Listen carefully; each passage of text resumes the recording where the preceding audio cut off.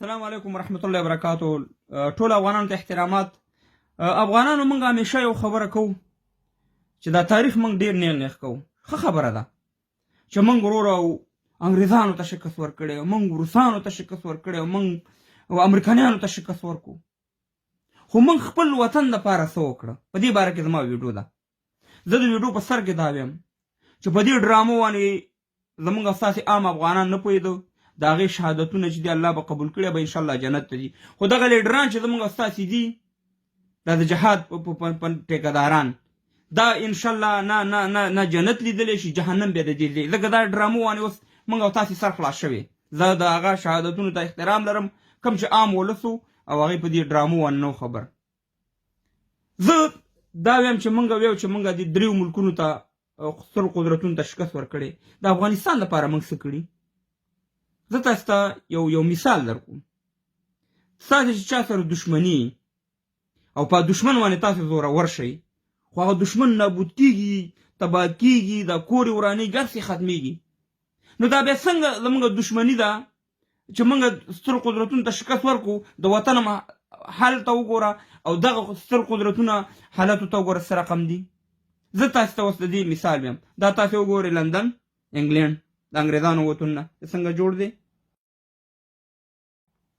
ښه، دا تاسې وګورئ روسیې چې څه رقم جوړه ده.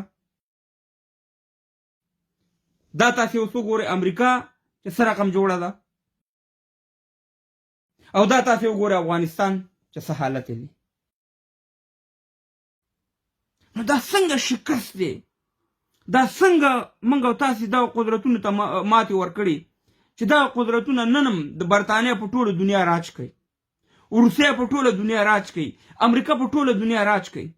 امریکا چې کله افغانستان ته راتله په 2001 کې، د امریکې اقتصاد وګوره، اوس د امریکې اقتصاد وګوره څه رقم دی. د برطانیانو وګوره، د انګریزانو حالت وګوره چې ملک څه رقم جوړ دی. د روسانو وګوره چې څه رقم جوړ دی. او زمونږ حالت وګوره. دا ټول قسم دی چې موږ په دې باندې اوس ځانونه غولو. اوس موږ ویو چې موږ امریکې ته شکست ورکړو. د امریکې ته چې تا شکست ورکړی، د امریکې ولاک یو وزرم یو یختیم پرې رپېدلی. د څه شي شکست؟ خپل وطن، خپل وروڼه، زموږ څومره ځوانان، زموږ څومره زلمیان، خویندې، میندې، ماشومان، سپین ږیري، دا ټول زموږ او ستاسې لاړه شهیدان شو. دا کومه فتحه ده؟ دې ته خو زه فتحه نه ویم. باید چې ما شکست ورکړی وی، باید چې د برطانیې نه زما وطن ښه جوړ وي، کمپنیانې پکې وي، فیکټریانې پکې وي، کارخانې پکې وي، موږ او تاسې اقتصاد مضبوط وي. ځکه چې موږ برطانیانو ته شکست ورکړی که نه.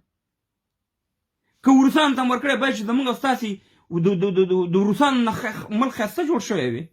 نو بیا څنګه شکست دی چې شکست هم هغه وخوړه او زما ملک هم ورانېږي؟ بیا که موږ امریکایانو ته چې شکست ورکړو، د امریکایانو نه باید چې زموږ دا وطن خو اوس ښه جوړ وی که نه. دا ټولې لوبې ټوکې د افغانانو، دا موږ او تاسې استعمالوي په دغه نوم باندې. دا یو پروژه ده.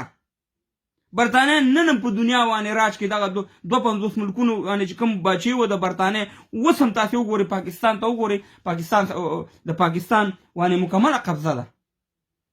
نو خبره دا ده افغانانو چې موږ دا تاریخ ډېر نیغ کوو. تاریخ به علم زه منم چې ښه تاریخ لرو موږ هم، خو ما به اله د دې دغه کړی وی چې زما وطن جوړ وي، زما وطن د برطانیې نه ښه جوړ وي، زما وطن د امریکې نه ښه جوړ وي، زما وطن د روسانو نه ښه جوړ وي. هسې لوبې ټوکې شروع کړي هم دې ته خوشحاله چې بس موږ به شکست ورکوو. نه وطن جوړول شته، نه اقتصاد جوړول شته، نه کوم داسې تعمیري کار شته. د ورانۍ سوچ دی، د ورانۍ سوچ دا دی. او تر څو پورې چې موږ د دې سوچ نه نه ووتي، د دې سوچ فکر نه، تاسې وګورئ والله که ته په افغانستان کې حکومت وکړي، دا نن زه طالب ته یم، که تا زما نه حکومت وکړو د امریکې نه د اډر نه بغیر، زه او د خدای راستي دی. دی نشي کولی د امریکې دغه نه، ټوله دنیا باندې د هغې قبضه ده. هسې خلکو د اشغال دی او دا دی واغه دی او پلانې دی پستانې دی.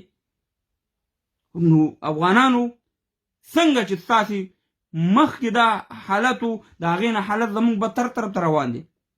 ځکه چې موږ ټولې دنیا سره دښمني اعلانوو. خپل دغه کفارو نه موږ خپله پیدا نه الو. صرف به ټوپک دی چې موږ به ټوپک رالو او دا خلک به وژنو او دا به تباه کوو. د کفارو ولاکې یو وختین در باندې ولاکې خبرې، موږ تباه او برباد یو.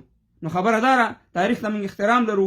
شکست موږ خوړلی، ځکه زمونږ وطن وران دی، زما میندې خویندې ټولې بورې دي، زمونږ ځوانان مړه شو، شهیدان شو، زمونږ ملي اردو والا روزانه شهیدان کېږي، دا ټول افغانان وژل کېږي. نو دا شکست نه دی، شکست من خوړلی من. لیکن هیله دا ویډیو شیر کړئ. نور خبرې هم ډېرې دي خو ویډیو غټېږي.